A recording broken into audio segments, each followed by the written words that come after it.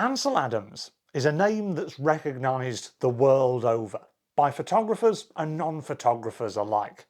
Famous for his detailed black and white photographs of the American West, he's often referred to as the godfather of landscape photography. Although many budding photographers admire and aspire to the content of his work, I think the processes that he approached the medium from often slip under the radar. And if we're to learn about these processes, I'm not saying that you're going to be the next Ansel Adams by any stretch of the imagination, but I think what we can discover is a whole new side to photography and the ability to get the most out of it that we possibly can. So in this video, I want to uncover a forgotten three-step process that Ansel Adams used and learn from this great master of photography.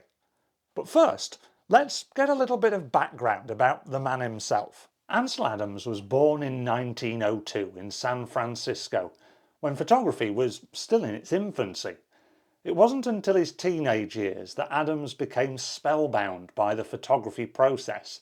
Inspired by the likes of Julia Margaret Cameron, whose photographic portraits emulated the work of great painters, Adams' early work could only be described as pictorialist, utilising soft focus and posed subject matter. As he explored the medium further, he realised that photography could stand alone as an art form in its own right.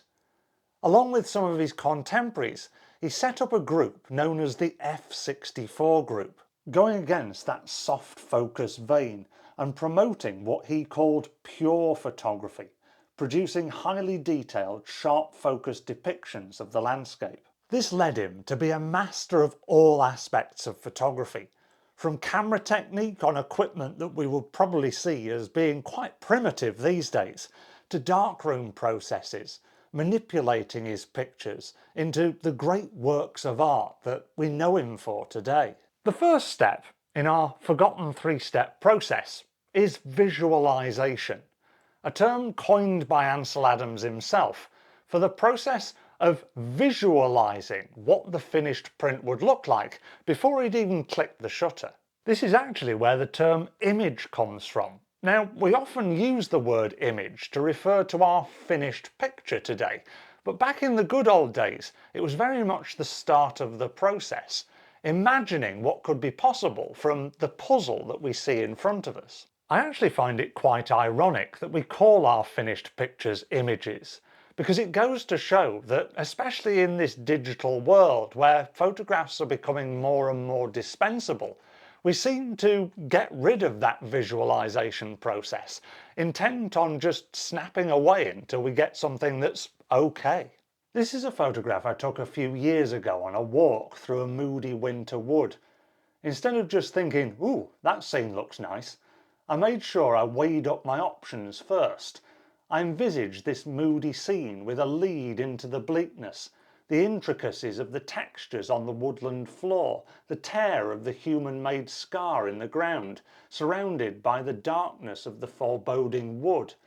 Not only did this give me an aesthetic to work towards, it also gave my photograph a meaning, a reason for taking it. If we were to think a bit more about the final picture that we want to produce, rather than seeing it as just another scene that's worth snapping, I think it would help us to hone our learning a little bit more as well.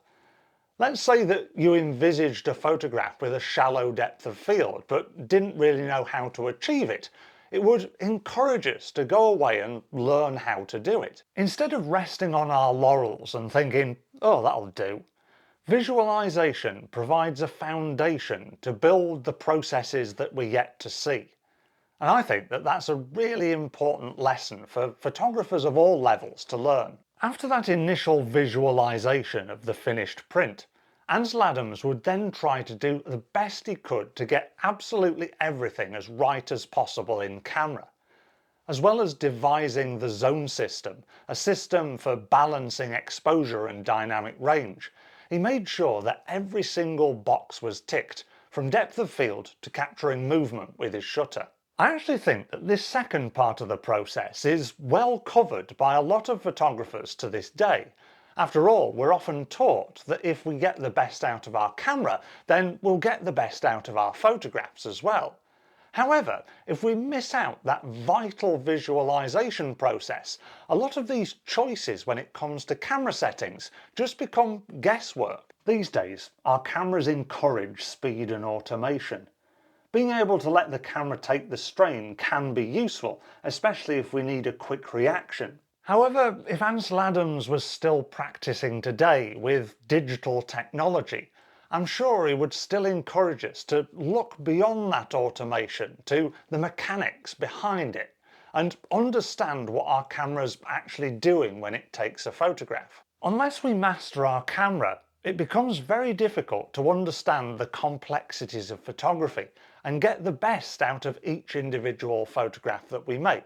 By taking time to learn about the exposure triangle and how to execute it manually, our understanding of light, shade, focus and movement will become much sharper and allow us to achieve our visualization with much greater accuracy. I've heard many photographers argue that the more you do in camera, the less important it becomes to process your photographs afterwards. However, for Ansel Adams, this couldn't have been further from the truth. I'm sure that if Ansel Adams was alive today, he would be an absolute master of Photoshop, just like he was an absolute master of the darkroom. Post-processing his images was an absolutely vital process to achieving his visualization. As good as cameras are at presenting you with an accurate vision of the scene that you've just shot, they still cannot accurately represent our intentions for each photograph. It's just like a car can drive, but it needs somebody to drive it in order to reach a destination. Adams believed that only through manipulating his photographs could he truly share his vision. Indeed, one of his most famous quotes, being a musician as well as a photographer, was, "The negative is comparable to the composer's score, and the print to its performance. Each performance differs in subtle ways." Once again, our envelopment in digital technology leads some photographers to believe that post-production is cheating. Instead of making a photograph, we're manipulating it through post-production to create digital art. But to put it bluntly, every single photograph that we make with a digital camera is digital art before we even launch into the software, due to the makeup of noughts and ones.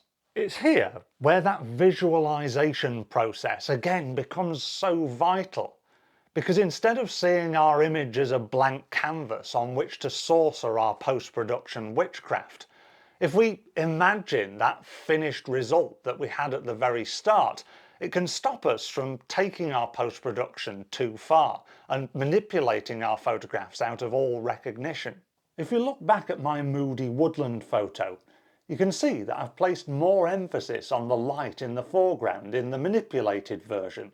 The textures pop more, as do the complexity of colours. There's still detail in the trees to lead you in, but the way the shadows surround the scene draw us deeper and deeper in. This is one of Ansel Adams' most famous photographs. Here we can see two versions, his print from the original negative and his manipulated version. The sky has become much darker, the moon more prominent, and there is more light on the details within the hamlet in the foreground, as well as more contrast in the clouds. I'm sure that most of us wouldn't go as far as saying that Ansel Adams wasn't a true photographer because he manipulated his photographs into another realm. This is why I think this forgotten three-step process is extremely useful for all photographers to take on board. From the mastery of camera techniques to processes in post-production, all tied together with that vital element of visualization, giving us something to work towards.